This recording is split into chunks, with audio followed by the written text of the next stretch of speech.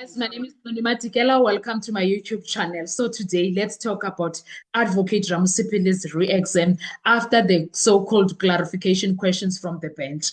My goodness. Guys, you know me. I'm a Ramosipile fan, true and true. I don't care. Starting from 2023 to today, I think I like his mannerism. He's raised well, Ramosipile. He's a very good guy. I will give him that. But when he was dealing with Rata previously, 2023, 2024. In fact, I think 2023, 20 until 2024. When we came back January 2024, I remember I said, I think Ramosipile has had enough of Ujadrat, but he was not yet ready. He was not yet ready to crack open everything about himself. But one thing about him, he's a very respectful man. He is raised well from home. His parents did a great job when it comes to him. Then 2024 came. Ramosipile learned what type of a court is that it's not fair at all angles, from the state prosecutors to the judge himself. And then he was like, okay, then that means I need to wear a cap of what? A cap of, I dare you to try me kind of vibes. Do you understand? So when he wore that cap, he did not take it down. He kept becoming better at it. He kept moving it around until it set well with him. Ramosipile got irritated and got like, I'm so done with this judge. I'm so done with Abu George and Amatenda Wabo. And then he was like, that's it. I'm done. Now, listen to this, what he did after Judge Rata did the so-called oath kind of vibes situation, when he took us up to church vibes now, sermon vibes, Jesus Christ talks, Sunday school talk, all of that shade that was happening there. This is what Ramosipile did, guys. Ramosipile showed up and showed off that Uma Kosonke, he signed, but didn't understand, and that changes everything. And thanks to the so-called clarification questions now, because the defense was able to expose the judge and expose the entire Senzo Meyiwa investigation without the judge realizing. I love God. I love how God will let you expose yourself, put you in positions of power when you will expose who you are. Because what happened there, it's not child's play, guys. It is an expose. Unless you are stupid, then you won't get it. But if you are a human who is able to differentiate matters, you will be able to see this is God controlled. This is God engineered, because there is no way that Judge Rata can put himself in such a position. That position, it's not good. So Judge Rata, when Advocate is done, uti, yes, Ramosipile, let's hear you. And Ramosipile gets up and be like, yes, I'm going to be heard, my lord. And then the court is listening. He's like, no, I don't understand you, because he could not hear what Ramosipile was saying. He's like, no, I'm just saying that you are going to hear me. I will make sure that you hear me. And he made bloody sure that he is being heard, what he's trying to say. The court was listening. No noise. There was no noise, no volume, but to understanding, they are shredding me into pieces here. That is what happened. And on that day, understanding collapsed. Understanding collapsed. The witness is asked a simple question. Have you ever taken an oath? Not prayer, not a promise, but a legal oath. Not that way as a krish. What? Not in as a crash, man. Not as a crash. The way you like, but a legal oath, did you? His answer was simple. No. Not once, not ever. Imagine that. Then comes the follow-up. Colder, more precise, and this is Ramosipile, guys. This is Ramosipile. Please accept that. I know some of you are like, Ramosipile, no, please accept it. And he asked, do you understand what an oath means in law? Again, the witness responded and said, no, I don't. Let that sink in.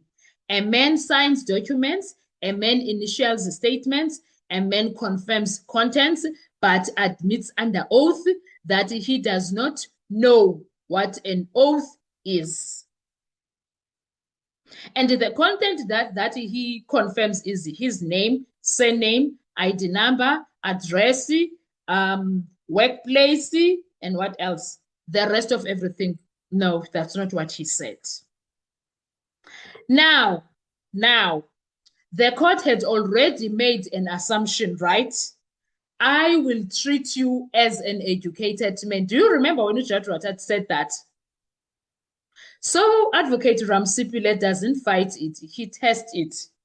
He says, did Matric teach you what is an affidavit or what an affidavit is? What makes a document legally binding? The difference between a false statement and an ordinary one? Again, the witness answered and said, no, no, no, on all 3 counts questions. And there was deadly silence in that courtroom. Then Ramsipile comes, education does not equal legal understanding. Do you understand that? He comes in that angle now.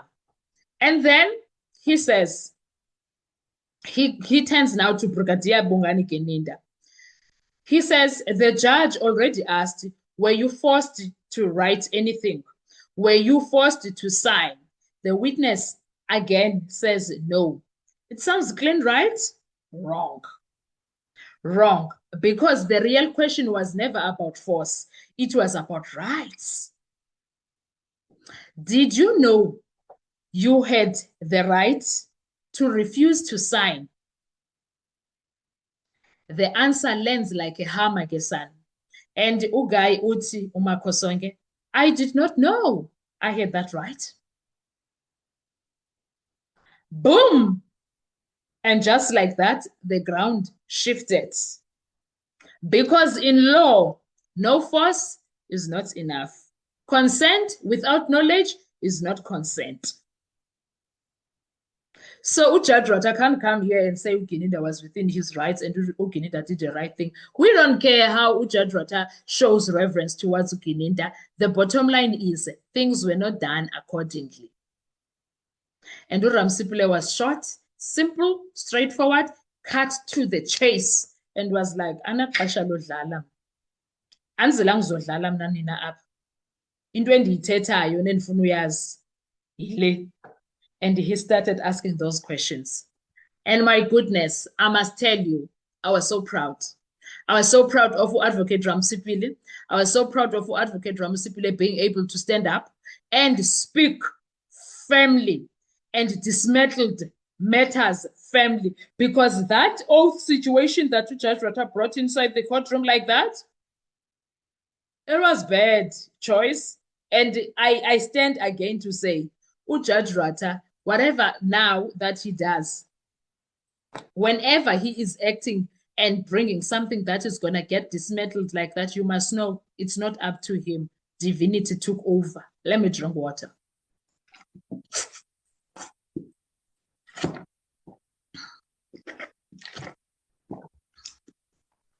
So it's not him. Divinity took over to make sure that everyone is exposed. Divinity takes over and allows everyone to mess things up, and in the process, they get exposed. And sadly for them, it's not only the doer at the time that gets exposed. When the doer does something, he ends up exposing even hidden agendas, hidden investigations, processes that, oh my goodness, because that's what happened. That's what happened when Judge Rata did the questions of oath. It landed them where? Hot water. This was never about intelligence, never about education, not even about understanding. And without understanding, I mean, it was not about education, it was not about cooperation, it was not about intelligence, but rather it was about understanding. And without understanding, a signature means nothing. An initial means nothing. A statement collapses. And that is what they are getting right here, right now. And it's not nice. Yes, he signed, but he didn't understand. And in a court of law, that changes everything. And Ukininda now is back at square one. Back at square one because things are not looking good. It's bad. It's horrible. It's not nice. It's not funny. Everything is just bad right now. I don't know about you, but I feel Ukuti, the Almighty God is exposing them one by one, point by point, brick by brick. The house of cards is falling apart. And the cookie is crumbling right from the insides. And there is nothing that anyone can do. What are your thoughts when it comes to this? Please drop your comments in the comment section. Let's talk about it. I want to hear from you. Thank you so much. I will see you on our next video. Bye-bye.